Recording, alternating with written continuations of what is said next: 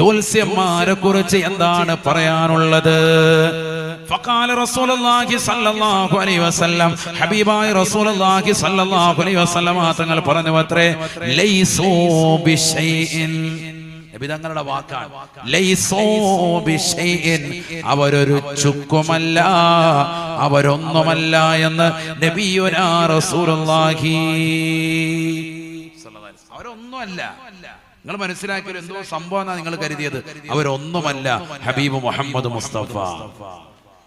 അപ്പോ ബഹുമാനപ്പെട്ട മുത്തുനബി സല്ലല്ലാഹു അലൈഹി വസല്ലം തങ്ങളുടെ സ്വഹാബത്ത് വീണ്ടും ചോദിച്ചു, നബിയേ, അവർ പറയുന്ന ചില വിഷയങ്ങൾ ചിലപ്പോൾ നടക്കാറുണ്ടല്ലോ ഹബീബേ, ചില വിഷയങ്ങൾ അവർ പറയുന്നത് പോലെ തന്നെ സംഭവിക്കാറുണ്ടല്ലോ.